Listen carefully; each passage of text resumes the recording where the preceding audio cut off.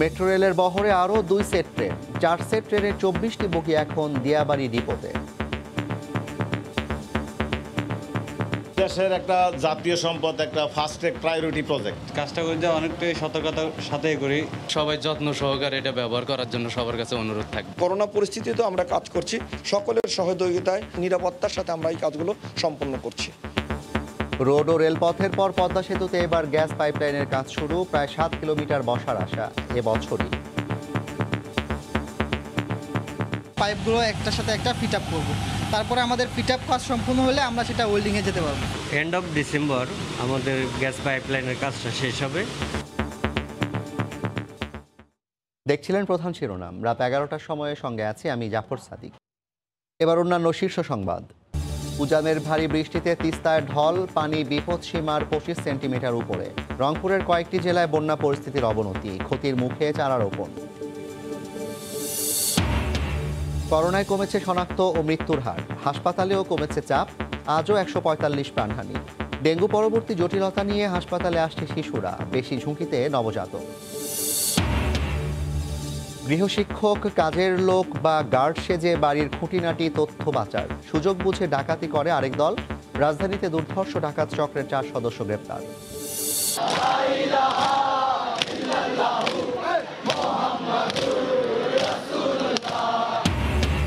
ত্যাগ ও শোকের মহিমায় পবিত্র আশুরা পালন, হাই হোসেন ধ্বনিতে মুখর পুরান ঢাকার ইমামবাড়া।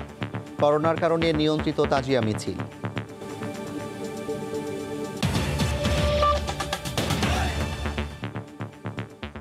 মেট্রো রেলের বহরে যুক্ত হলো নতুন আরও 2 সেট ট্রেন।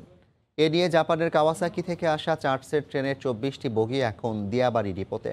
বাকি 20 সেট ট্রেন পর্যায়ক্রমে দেশে আসবে বলে জানিয়েছে কর্তৃপক্ষ। সবকিছু ঠিক থাকলে আগামী বছরের মাঝামাঝিতেই উদ্বোধনের কথা রয়েছে দেশের প্রথম মেট্রো রেল।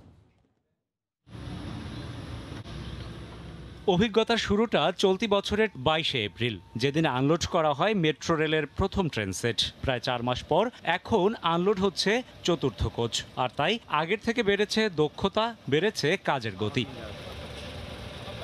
শুক্রবার সকালে নির্ধারিত সময়ই শুরু হয় বাকি থাকা 6টি কোচের আনলোড কার্যক্রম। গতকালের মতোই অত্যন্ত সতর্কতা ও সাবধানতার সাথে চলে সকল কার্যক্রম। কোচের গায়ে লাগতে দেওয়া হয়নি সামান্য আঁচও। দেশের একটা জাতীয় সম্পদ, একটা ফাস্ট ট্র্যাক প্রায়োরিটি প্রজেক্ট। এটার জন্য সরকার থেকে নিয়ে সব তরফ থেকে একটা গুরুত্বপূর্ণ ভূমিকা আছে। কাজটা করতে অনেকটাই সতর্কতার সাথেই করি, সেফটি মেনটেন করি আর কি, ঠিক আছে, যেন ক্ষতি না হয়। আমাদের দেশের জিনিস হিসাবে সবাই যত্ন সহকারে এটা ব্যবহার করার জন্য সবার কাছে অনুরোধ থাকবে। তুরাগ তীরের জেটিতে অপেক্ষমান বার্জ থেকে শক্তিশালী ক্রেনে করে কোচ তুলে আনা হয় ট্রেইলারে। এরপর শক্ত করে বেঁধে নিয়ে কোচবাহী ট্রেইলার যাত্রা করে ডিপোর উদ্দেশ্যে। এদিকে করোনা সহ নানা প্রতিবন্ধকতা থাকলেও বেঁধে দেওয়ার সময়ে মেট্রো রেল চালুর আশাবাদ কর্তৃপক্ষের। প্রতিশ্রুত যে ডেট, সেই ডেট অনুযায়ী কর্ম সম্পাদনের জন্য যথাসাধ্য চেষ্টা করছি সরকারের স্বাস্থ্যবিধি মেনে। আপনারা জানেন করোনা পরিস্থিতিতেও আমরা কাজ করছি, সকলের সহযোগিতায় নিরাপত্তার সাথে আমরা এই কাজগুলো সম্পন্ন করছি। তৃতীয় ও চতুর্থ ট্রেন সেটের 12তম অর্থাৎ সবশেষ কোচ আনলোডের মাধ্যমে মেট্রোর বহরে এখন পর্যন্ত যুক্ত হলো 4 সেট ট্রেন।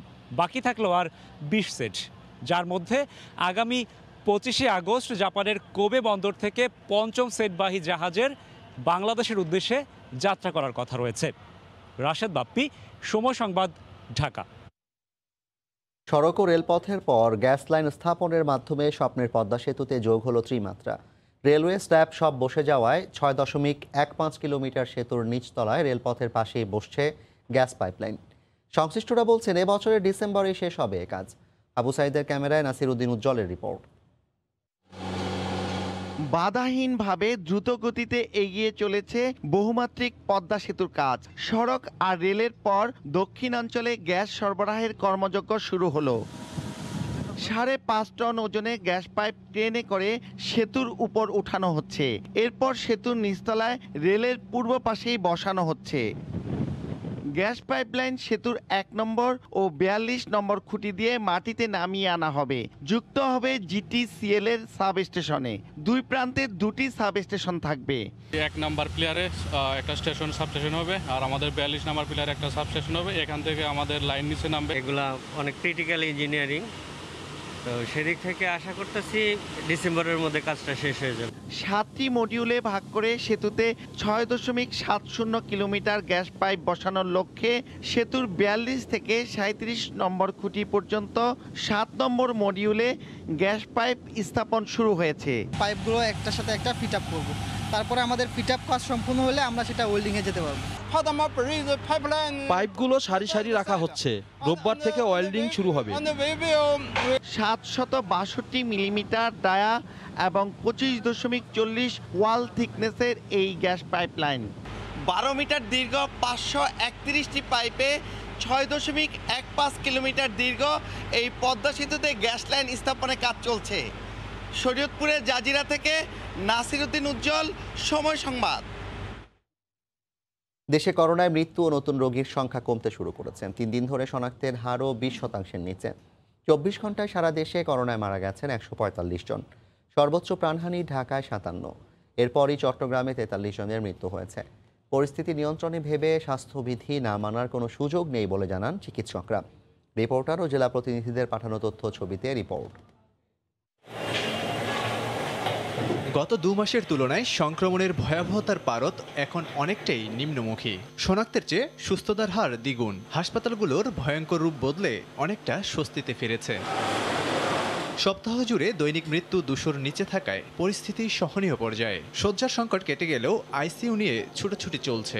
যারা আক্রান্ত হচ্ছেন চরম পর্যায়ে গিয়ে ঠেকছেন। সংক্রমণ অনেক কম, রোগীও অনেক কম মারা যাচ্ছে এবং আল্লাহর রহমতে ভর্তি অনেক কম এখন। 24 ঘন্টায় সবচেয়ে বেশি মৃত্যু হয়েছে ঢাকা বিভাগে, মারা গেছেন 57 জন। ঢাকার পরেই চট্টগ্রামের অবস্থান। কোভিডে প্রাণ হারিয়েছেন 43 জন। হাসপাতালের করোনা ওয়ার্ডে রোগীর চাপ কমেছে খুলনা বিভাগে, মারা গেছেন 15 জন।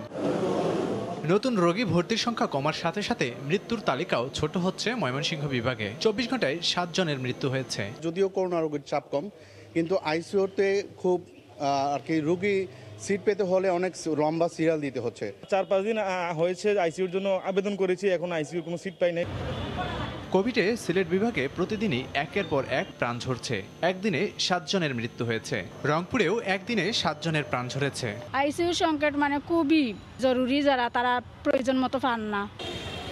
ডেল্টা ভ্যারিয়েন্টে বিপর্যস্ত রাজশাহী এখন অনেকটাই নিয়ন্ত্রণে। 2 মাস ধরে রোগীতে কণ্ঠাসা রাজশাহী মেডিকেলে কমেছে চাপ। একদিনে 5 জন প্রাণ হারিয়েছেন। পজিটিভের সংখ্যাটা আগের তুলনায় অনেক কম। সুস্থ দেখে ইনশাআল্লাহ। বরিশালেও করোনার দাপট কমেছে। 24 ঘন্টায় সবচেয়ে কম মৃত্যু হয়েছে এই অঞ্চলে, মারা গেছেন 4 জন। লাবিব হাসান, সময় সংবাদ। এদিকে রাজধানীর কোভিড হাসপাতালগুলোতেও কমেছে নতুন রোগী ভর্তি। নেই শয্যার জন্য হাহাকার, ফাঁকা আছে আইসিইউ। সংক্রমণ কমতে শুরু করলেও মানুষের অবাধ চলাচলের কারণে আগামী সেপ্টেম্বরে পরিস্থিতি ভয়াবহ হতে পারে বলে মনে করছেন জনস্বাস্থ্য বিশেষজ্ঞরা। শুক্রবার সকাল থেকে রাজধানীর মহাখালীর ডিএনসিসি কোভিড হাসপাতালের সামনে কয়েক ঘন্টা ধরে অপেক্ষা করেও দেখা যায়নি কোনো নতুন রোগী আসতে। যেখানে জুলাইয়ে কোভিড হাসপাতালগুলোতে প্রতি মুহূর্তে আসতো নতুন রোগী, ছিল আইসিইউ সংকট, সেই চাপ অনেকটাই কম। প্রতিটা আইসিইউতে আপনার 2টা 3টা 4টা করে 5টা করে বেড খালি আছে। এখন আপাতত অনেকটা অ্যাভেলেবেল পাওয়া যায়। সাধারণ বেড তো নর্মালি ফাঁকা থাকে অনেকগুলো। আমার আইসিইউতে ভর্তির প্রয়োজন ছিল এবং আমি আসার পরে অ্যাপ্লাই করার পরে আমি ইনশাল্লাহ আইসিইউতে সিট পেয়েছি। আইসিইউ পাইছি, সাথে সাথে আরও আইসিইউ বেড খালি আছে। চলতি মাসের শুরু থেকে কোভিড-19 সংক্রমণ পরীক্ষার বিপরীতে শনাক্তের হার নিম্নমুখী। গত কয়েকদিন রোগী শনাক্ত হচ্ছে 20%-এর নিচে। আগে যেমন একটা ট্রিপ মেরে আস্তে আস্তে আবার একটা ট্রিপ হয়ে যেত, তো এখন দেখা যায় মানে একটু ট্রিপটা একটু কম হচ্ছে বা রোগীর কমে গেছে। অক্সিজেন নামে অবস্থা 80 নিচে, পর তাড়াতাড়ি করে অ্যাম্বুলেন্স নষ্ট দিতে পারি, ওইখান থেকে নিয়ে আসছি। সিট পেয়েছিলেন? হ্যাঁ, সিটের অভাব নাই। জুলাইয়ের শুরু থেকে 2 দফায় 5 সপ্তাহের যে কঠোর বিধিনিষেধ ছিল তার সুফল পেলেও জনস্বাস্থ্য বিশেষজ্ঞরা বলছেন স্বাস্থ্যবিধি উপেক্ষা করে সব ধরনের মানুষের যে চলাচল, তাতে সেপ্টেম্বরে গিয়ে আবারও বাড়তে পারে সংক্রমণ। এখন মোটামুটি রোগী অনেক কম, 30, 25, 18 এরকম রোগী প্রতিদিন ভর্তি হচ্ছে, যেখানে আগে 70-80 হইতো। সিটও নর্মাল বেডগুলো আমাদের মোটামুটি বেশ খালি আছে। এই কমাটাকে অনেক বড় কিছু হয়ে গেছে মনে করার কোনো কারণ নেই, কারণ আমাদের টেস্ট সংখ্যা খুবই অপ্রতুল। এটা 5 ভাগের নিচে গেলে তখন সন্তুষ্টির কারণ। গত 1 সপ্তাহ ধরে প্রতিদিন করোনায় মৃত্যু 200-র নিচে নেমে এসেছে। কামরুজ্জামান মামুন, সময় সংবাদ, ঢাকা। ডেঙ্গু পরবর্তী জটিলতা নিয়ে হাসপাতালে আসছে শিশুরা। ডেঙ্গুর বি ভ্যারিয়েন্ট থেকে সেরে ওঠার সপ্তাহখানেক পরই দেখা দিচ্ছে নানা সমস্যা। বিশেষ করে নবজাতকরা আছে বেশি ঝুঁকিতে। রাজধানীর শিশু হাসপাতালে ঘণ্টায় একটি শিশু ডেঙ্গু বি ভ্যারিয়েন্টে আক্রান্ত হয়ে গুরুতর অবস্থায় আসছে জরুরি বিভাগে। হাসপাতালের তথ্য বলছে গড়ে 10 থেকে 15 জনকে ভর্তি করতে হচ্ছে দৈনিক। এবারের ধরন বিতে ডেঙ্গু থেকে সেরে ওঠার 6-7 দিন পরও পেটে ব্যথা, রক্তক্ষরণ, শ্বাস প্রশ্বাসের প্রদাহ সহ নানা জটিল সমস্যা দেখা দিচ্ছে শিশুদের মধ্যে। ডেঙ্গু পরবর্তী লক্ষণ নিয়ে নবজাতকদের বিশেষভাবে চিকিৎসা দিতে হচ্ছে। 5 ডে টু 7 ডের মধ্যে বাচ্চার কমপ্লিকেশন ডেভেলপ করে। সেই কমপ্লিকেশনের মধ্যে হঠাৎ করে বাচ্চারা চোখে পানি আসতে পারে, পেটে খুব ভীষণ ব্যথা হতে পারে। শুধু শিশু নয়, বি ধরনে আক্রান্ত বয়স্কদের মধ্যে সাবসিকোয়েন্ট ডেঙ্গুতে বিভিন্ন অঙ্গ প্রত্যঙ্গ কাজ করা বন্ধ করে দিচ্ছে বলে পর্যবেক্ষণ চিকিৎসকদের। সাবসিকোয়েন্ট মনে করেন আগে একবার ডেঙ্গু হয়ে গেছে একজনের, ওই ব্যক্তি যদি সেকেন্ড টাইম ডেঙ্গু হয়। উজানে ভারী বৃষ্টিপাতের কারণে ঢল নেমেছে তিস্তায়। লালমনিরহাটের দোয়ানিতে ব্যারেজ পয়েন্টে নদীর পানি বিপদসীমার 25 সেন্টিমিটার উপর দিয়ে প্রবাহিত হচ্ছে। এতে বন্যা পরিস্থিতির অবনতি হয়েছে বৃহত্তর রংপুরের কয়েকটি জেলায়। সবচেয়ে বেশি ক্ষতির মুখে কৃষি। তরিকুল ইসলামের ক্যামেরায় বিস্তারিত জানাচ্ছেন রতন সরকার। বৃহস্পতিবার সকাল থেকে হুহু করে বাড়ছে তিস্তার পানি, আরও বাড়বে এমন খবরই দিয়েছে বন্যা নিয়ন্ত্রণ কক্ষ। এবছর পঞ্চমবারের মতো বন্যার কবলে পড়ে ঘরবাড়ি ছাড়ছে গঙ্গাচড়া উপজেলার সংকটতহ এলাকার মানুষ। বাড়িঘরে পানি ওঠায় অনেকেই আশ্রয় নিয়েছেন বাঁধে। খাদ্য সংকট দেখা দিয়েছে পানিবন্দী মানুষ ও গবাদি পশুর। মাইকিং করছিল পানি নাকি বলে বাড়বে, মনের মধ্যে একটা ভয় ঢুকে গেছে। সারা রাত ভোর আমাদের ঘুম নাই। পানি ঘরে টরে উঠছে, আজ মানে এখন বাসার চুলে আছে, উপরে তুলছি, উপরে তো পানি উঠছে। খাওয়া দাওয়ার খুবই জ্বালা। মহরমের ছিন্নি দিছে, ও চাকে খেয়ে আসি। তবে সবচেয়ে বেশি ক্ষতির মুখে পড়েছে কৃষি। 3-4 বার করে চারা রোপণ করেও টেকাতে পারেনি কৃষকেরা। বাড়িঘর তো পানিতে তলে গেছে, এখন আবার সুবের তো সব নষ্ট হয়ে গেছে। এবছর কোনো ধান পাওয়া যাবে না। এই এক পালা টাকা পয়সা খরচ করে এমন ধান লাগাইলাম, এখন এই যে বন্যায় সব শেষ। শনিবার পর্যন্ত পানি বৃদ্ধি অব্যাহত থাকবে বলে জানিয়েছে পানি উন্নয়ন বোর্ড। নিম্নাঞ্চল কিছু প্লাবিত হয়েছে, জানে বৃষ্টিপাতের জন্য কালকে পর্যন্ত বৃদ্ধি থাকবে, তারপর পানি নেমে যাবে। বৃহস্পতিবার রাতে ব্যারেজ পয়েন্টে নদীর পানি বিপদসীমা অতিক্রম করে 25 সেন্টিমিটার উপর দিয়ে প্রবাহিত হয়। এতে নীলফামারী, ডিমলা, জলঢাকা, লালমনিরহাটের হাতীবান্ধা, কালীগঞ্জ ও সদর, রংপুরের গঙ্গাচড়া ও কাউনিয়া উপজেলার বিস্তীর্ণ এলাকায় বন্যা পরিস্থিতির অবনতি হয়েছে।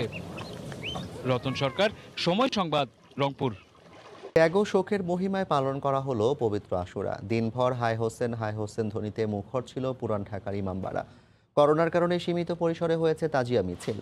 হোসেনি দালানের মধ্যে সীমাবদ্ধ ছিল আয়োজন।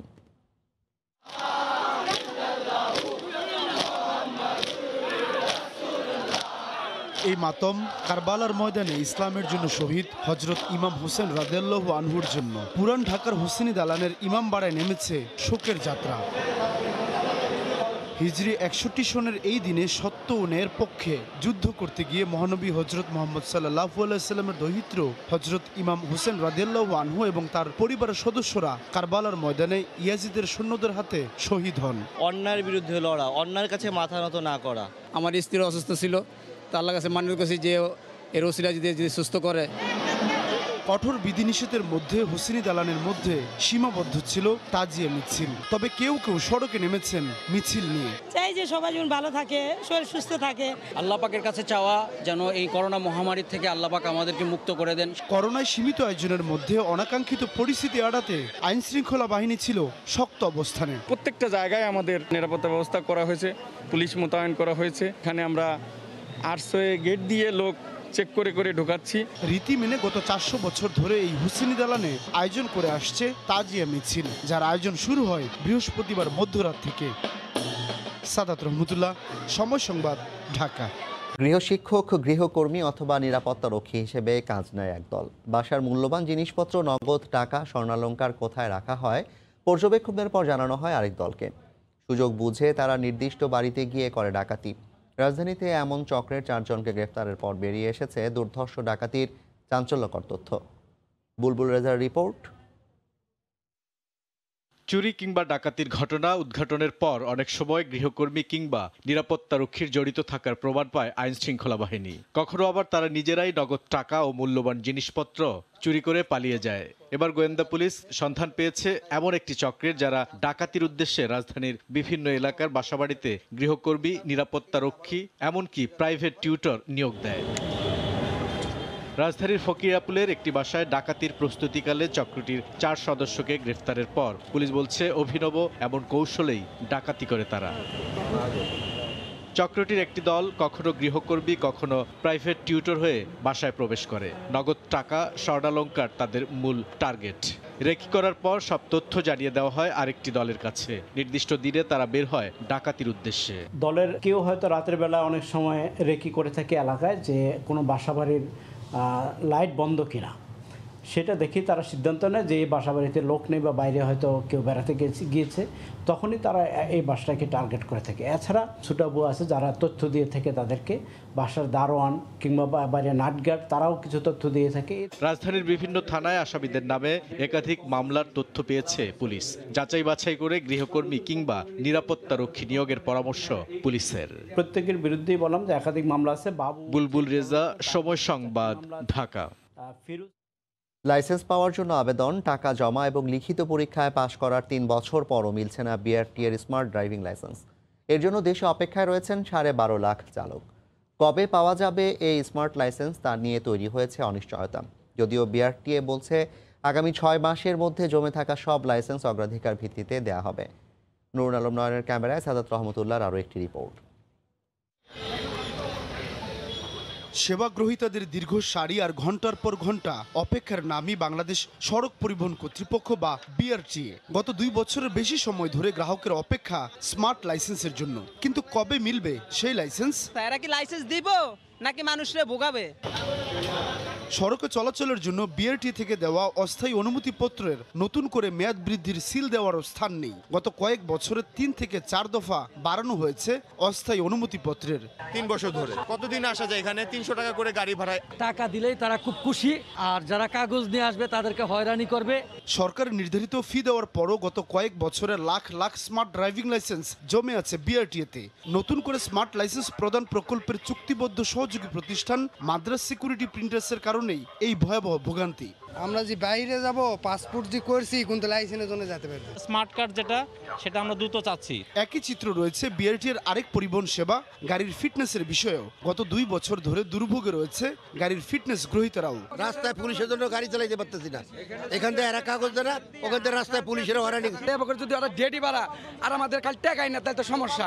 এই বিষয়ে বিআরটি এর চেয়ারম্যান জানান, স্মার্ট কার্ড সরবরাহকারী প্রতিষ্ঠানের সাথে চুক্তি নিয়ে জটিলতা তৈরি হয়, সময় মতো লাইসেন্স দিতে পারেনি বিআরটিএ। টেন্ডার প্রক্রিয়ার জন্য এটা আমাদের অনেকের লাইসেন্স পেতে দেরি হচ্ছে, তো সেই টেন্ডার জটিলতাটা কেটে গেছে। গত কয়েক বছরে বিআরটিতে সেবার বিপরীতে বেড়েছে দুর্ভোগ। গত 2 বছর ধরে ফিটনেস থেকে গাড়ির লাইসেন্স কিছুই মিলছে না বিআরটিতে। ফলে লাইসেন্সের জন্য সড়কে হয়রানির শিকার হতে হচ্ছে সাধারণ মানুষকে। এমন বাস্তবতায় এর দ্রুত সমাধান চান ভুক্তভোগীরা। ছুটির দিনে কক্সবাজারে পর্যটকের উপচে পড়া ভিড়। সমুদ্রে নেমে আনন্দ আর হৈহুল্লোড়ে মেতেছেন অনেকেই। দীর্ঘ সময় পর পরিবার পরিজন নিয়ে সৈকতে আসতে পেরে ফিরেছে স্বস্তিও। করোনার বিধিনিষেধ মানাতে সার্বক্ষণিক কাজ করছে টুরিস্ট পুলিশ ও জেলা প্রশাসন। আরও জানাচ্ছেন সুজাউদ্দিন রুবেল। দীর্ঘ প্রায় 5 মাস পর সবার জন্য উন্মুক্ত হয়েছে বিশ্বের দীর্ঘতম সমুদ্র সৈকত কক্সবাজার। একই সঙ্গে খুলেছে এখানকার সব পর্যটন কেন্দ্র। তাই সৈকত শহর কক্সবাজারে ছুটে আসছেন পর্যটকরা। শুক্রবার সাপ্তাহিক ছুটির দিন বলে পর্যটকের আগমন অনেক বেশি। সবাই যেন আনন্দে মাতোয়ারা। ভ্রমণ পিপাসুরা বলছেন, দীর্ঘ সময় পর ভ্রমণে এসে স্বস্তির নিঃশ্বাস ফেলছেন তারা। অনেকদিন তো বাসায় বন্দি ছিলাম, এখন এসে খুবই ভালো লাগতেছে। অনেক মজা করছি, অনেক ভালো লাগছে। সৈকতের প্রবেশদ্বারে চলছে কড়া পাহারা। মাস্ক ছাড়া কেউ ঢুকতে পারছেন না। করা হচ্ছে জরিমানা, দেয়া হচ্ছে শাস্তি। তারা এতটাই উদাসীন, এখানে এসে যখন মোবাইল কোর্ট পরিচালনা দেখছেন তখন তারা বাইরে থেকে মাস্ক পরে প্রবেশ করছেন। আর জেলা প্রশাসন বলছে, বিধিনিষেধ মানাতে সব কানে নজরদারি বাড়ানো হয়েছে। সৈকতে সার্বক্ষণিক দায়িত্ব পালন করছেন 6 জন নির্বাহী ম্যাজিস্ট্রেট। ম্যাক্সিমাম হোটেলগুলি পরিদর্শন করেছি। তারা বলেছে 50%-এর অধিক কোনো পর্যটক আমরা হোটেলে রাখবো না। এবং আমরা আমাদের দেখেছি যে এটি তারা মানছে। দীর্ঘ প্রায় 5 মাস পর বৃহস্পতিবার থেকে সবার জন্য উন্মুক্ত করে দেওয়া হয়েছে সমুদ্র সৈকত সহ সব পর্যটন কেন্দ্র। সুজাউদ্দিন রুবেল, সময় সংবাদ, কক্সবাজার। রাজশাহীর পবা উপজেলায় কৃষকের পেয়ারা বাগানের শতাধিক গাছ কেটে ফেলেছে দুর্বৃত্তরা। পূর্বশত্রুতার জেরে এলাকার বখাটেরা এমনটা ঘটিয়েছে বলে দাবি বাগানীদের। এ ঘটনায় উপযুক্ত শাস্তি দাবি জানিয়েছেন এলাকাবাসী। আইন অনুযায়ী ব্যবস্থা নেওয়ার আশ্বাস দিয়েছে পুলিশ। আব্দুল সালামের ক্যামেরায় রাকিবুল হাসানের রিপোর্ট। রাতের আধারে 3 বিঘা জমির বাগানে পেয়ারা গাছ কেটে ফেলেছে দুর্বৃত্তরা। এলাকার আরমান সিদ্দিক ও আবু বাক্কারের বাগানে বৃহস্পতিবার রাতে এই ঘটনা ঘটে। ভুক্তভোগী বাগানীরা জানান, লিজ নেয়া একই জমিতে পেয়ারা ও বেগুনের গাছ লাগিয়েছিলেন তারা। শুক্রবার ভোরে বিষ ও নিড়ানি দিতে জমিতে গিয়ে পেয়ারার কাটা গাছ দেখতে পান। প্রায় 5 লাখ টাকা খরচ করে থাই জাতের পেয়ারার গাছ রোপণ করেছিলেন তারা। ক্ষতিগ্রস্ত বাগান মালিকদের ধারণা, বিরোধের জেরে এলাকার কাউসার ও সুজন নামের 2 যুবক এই ঘটনা ঘটিয়েছে। ফজরের ধান পেয়ারা ভেবে বিষ দেবো, এসে দেখছি যে গাছ সব কেটে দিয়েছে। আড়াই বিঘা জমিতে 716টা গাছ আছে, সব গাছ কাটায় প্রায় 5 লক্ষ টাকা আমার খরচ। সুজন এবং কাউসার এই 2 জনে গাছ কাটিছে আমার। এর আগে পুকুরে 2বার বিষ দিয়েছে, কিছু বলে যে তোরা পারলে কিছু করিলিস। এর আগেও এলাকায় এমন ঘটনা ঘটেছে জানিয়ে অভিযুক্তদের বিরুদ্ধে ব্যবস্থা নেওয়ার দাবি করেছেন এলাকাবাসী। এরা তো যে কাজটা করেছে সাধারণত খুবই অন্যায় কাজ করেছে, উচিত শাস্তি হওয়ার দরকার, প্রয়োজন, উচিত। অভিযোগ খতিয়ে দেখে আইনগত ব্যবস্থা নেওয়ার কথা জানিয়েছে পুলিশ। আমরা একটা প্রাথমিকভাবে অভিযোগ পেয়েছি, অভিযোগটা আপাতত আমরা প্রাথমিক অনুসন্ধান করছি, অনুসন্ধান শেষে পরবর্তী আইনগত ব্যবস্থা গ্রহণ করা হবে। দুর্বৃত্তরা বাগানের 7 শতাধিক পেয়ারা গাছ কেটে ফেলেছে, নষ্ট করেছে সবজির বাগানও। রাকিবুল হাসান, সময় সংবাদ, রাজশাহী।